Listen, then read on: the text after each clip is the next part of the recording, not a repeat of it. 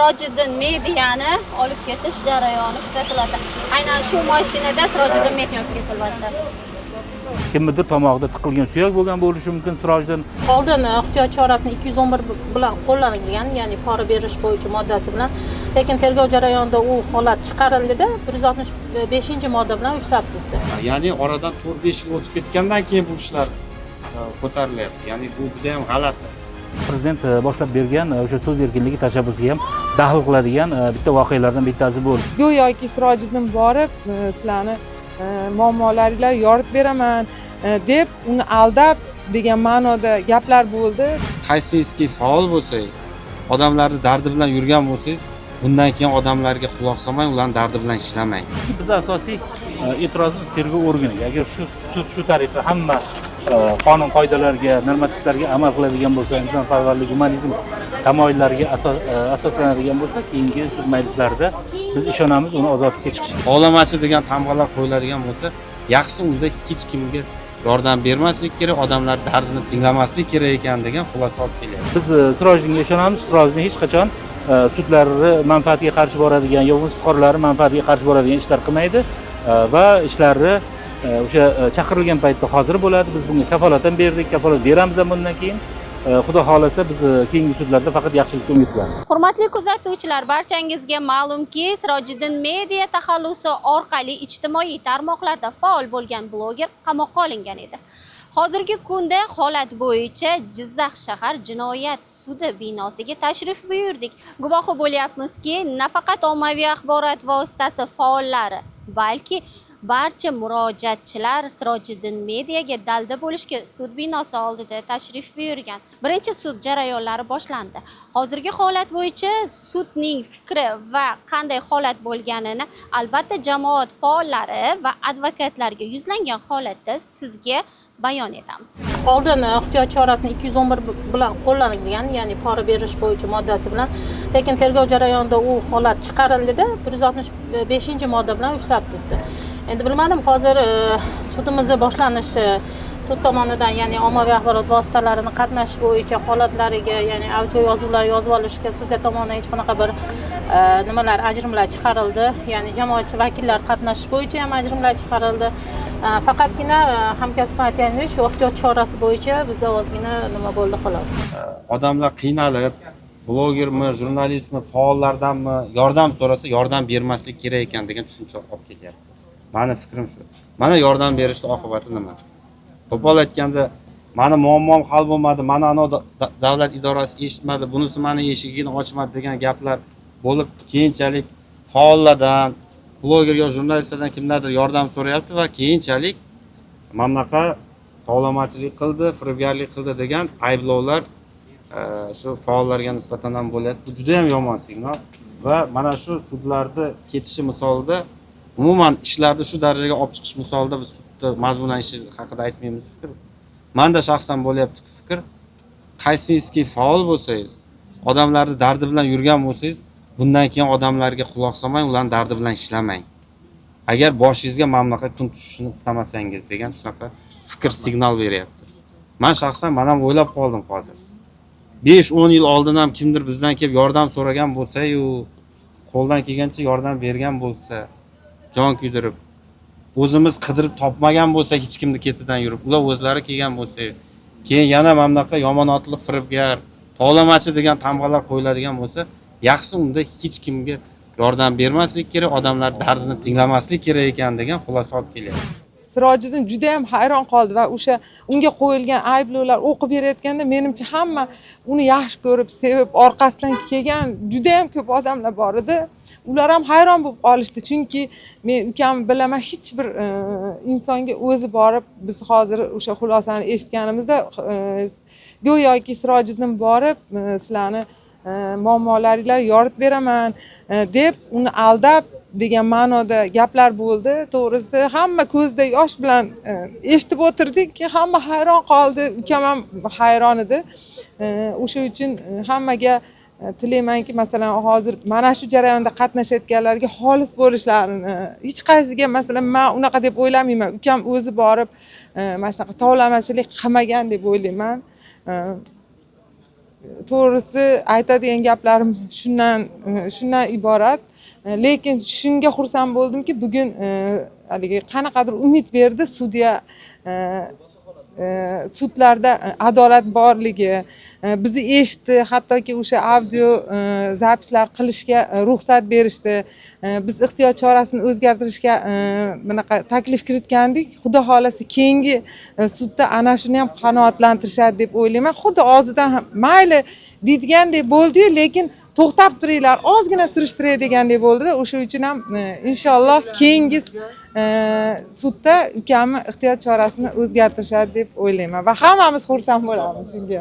Biz asosiy e'tirozimiz tergov organiga. Agar sud shu tariqa hamma qonun qoidalariga, normativlarga amal qiladigan bo'lsa, insonparvarlik, humanizm tamoyillariga asoslanadigan bo'lsa, keyingi sud majlislarida biz ishonamiz uni ozodlikka chiqishiga. Chunki tergov organi g'irt uydirma ayblovlar bilan uni nima qilgan, men ilgari chiqishlarimda ham aytganman, bu uni kasbiy professional faoliyatiga nisbatan ta'zir deb hisoblayman, ta'qib deb hisoblayman.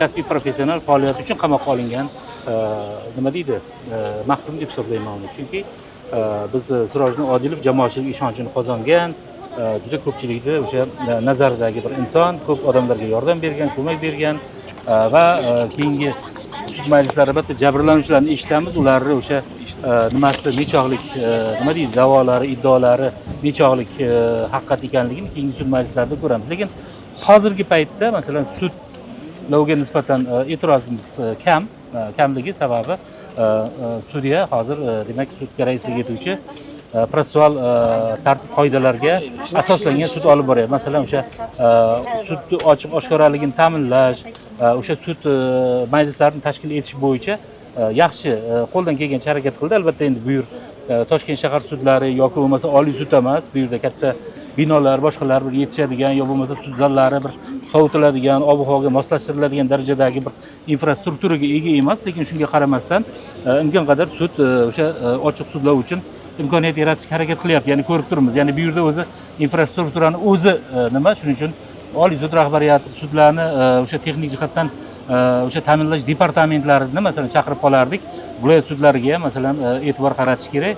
Bu yerda gap faqat sudlarda emas, ya'ni bu yerda o'sha tergov organi xomxatalay ishlar olib kelgan ko'p hollarda o'sha bu sudlarga muammo bo'ladi. Ya'ni tergovlari ochiq emasligi, tergovlar shaffof emasligi, tergovlari o'sha faqat ayblov nuqtai nazaridan olib borilishi bu faqat o'sha sudlarga ziyon, sudlarga nagruzka bo'ladi. Shuning uchun o'ylaymanki, mana oldindagi sud majlislarida hurmatli raislik etuvchi yaxshi bir haligi insonparvarlik, humanizm tamoyillariga asoslanib bizni O'zbekiston insonlar ezgulik jamiyatini keltirgan iltimosnomalarni yana qayta ko'rib chiqadi, yana demak uni uy qamog'i yoki bo'lmasa boshqa ehtiyot chorasi bilan o'zgartirishga harakat qiladi. Sababi biz Sirojga ishonamiz, Sirojni hech qachon sudlarni manfaatiga qarshi boradigan yo bo'lmasa fuqarolarning manfaatiga qarshi boradigan ishlar qilmaydi va ishlarni o'sha chaqirilgan paytda hozir bo'ladi. Biz bunga kafolat ham berdik, kafolat beramiz ham bundan keyin.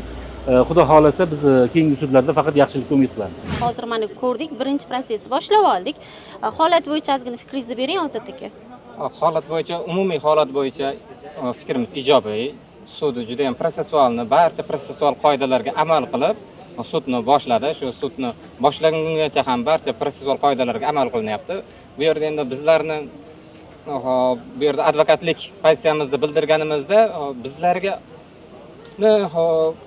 e'tirozimizga sababchi bo'lgan holat faqatgina bitta ehtiyot chora aslicha qolayotganligi. Hozir ko'rib turibsiz, mana yurtimizda umuman gidrometeorologiya tomonidan anomal holat deb e'lon qilingan. Hozirgi paytda ham taxminan bir 46-49 gradus issiq. Bunday holatlarda Adilov Sirojiddinni nafaqat, balkim yurtimizdagi barcha mahkumlarni ehtiyot chorasini o'zgartirish yoki umumiy amnistiyalar e'lon qilish maqsadga muvofiq bo'ladi. Aynan ko'rsatishimiz mumkin. Sirojiddin Mediyani olib ketish jarayoni kuzatiladi. Aynan shu mashinada Sirojiddin Mediya olib ketilyapti. Sirojiddin Media haqida yolg'on ma'lumotlar desak ham bo'ladi.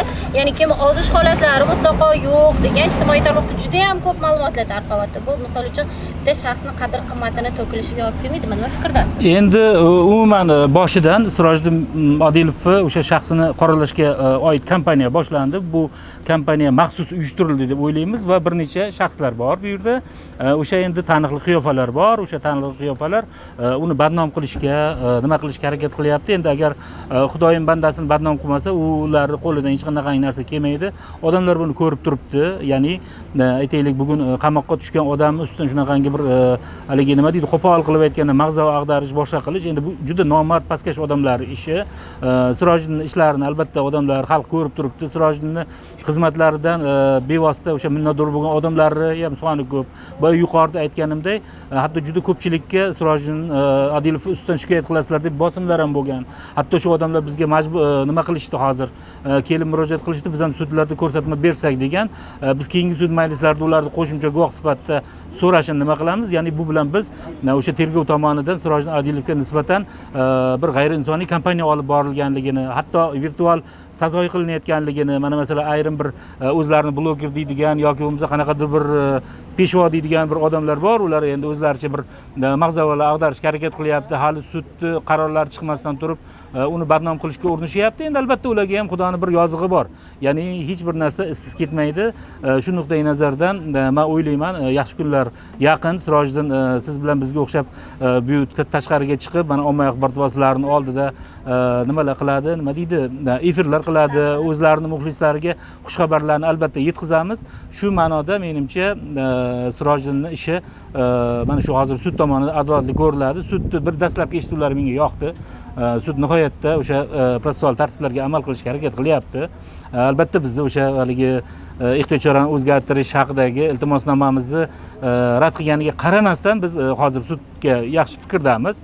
Keyingi sud majlislarida agar Sirojiddin oqlanib, keyingi sud majlislarida unga nisbatan qo'yilayotgan ayblovlar fosh bo'ladigan bo'lsa, biz bundan xursand bo'lamiz va jamoatchilik vakilini jamoatni huzuriga qaytarishimizdan biz ham baxtiyor bo'lamiz.